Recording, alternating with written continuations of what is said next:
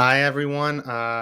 Here is the read aloud video for the Southern colonies and the battles that happened there during the Revolutionary War.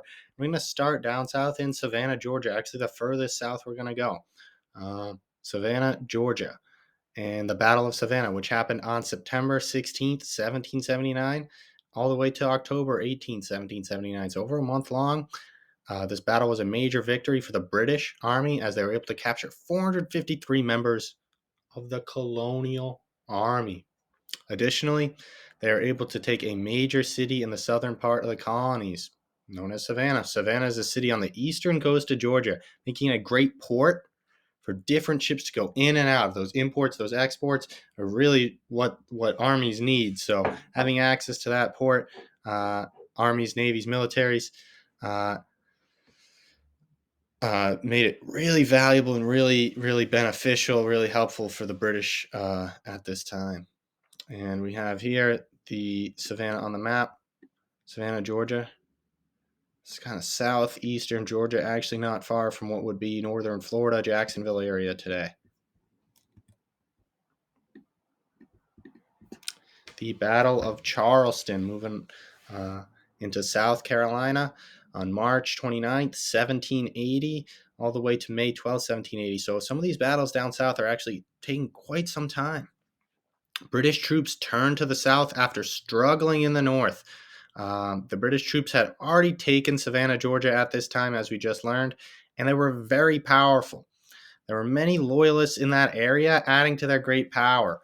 If you remember, there was one colony, so this goes back to Battle of Savannah, but there's one colony that did not join the First Continental Congress, and that was Georgia. Now we're in South Carolina, it's a little different, but overall, they also had a lot of loyalists and weren't that different from their neighbors in Georgia. The South tended to be more pro-British, more loyalist, less rebellious, less less number of patriots than places like Massachusetts and New England and New York, the North. So in this battle, the British were able to take over 5,000 colonial soldiers, leading to becoming the greatest loss for the colonial or the American army. The greatest. 5,000. Wow. For our geography, for our map here, Battle of Charleston, here, South Carolina.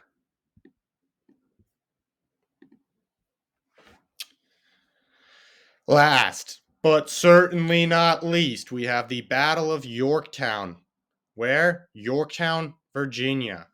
Pay attention to these dates. September 28th, 1781 to October 19th, 1781.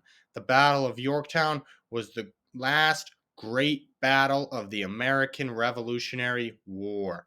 General George Washington led the colonial army down to Yorktown from the north at the same time the French Navy was planning to attack the British who were there.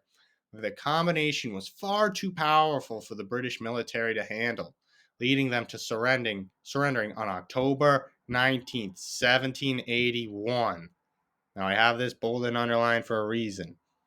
The Revolutionary War was officially over. October 19th, 1781. Last but not least, we got to get our maps in order. The Battle of Yorktown, that Eastern Virginia area.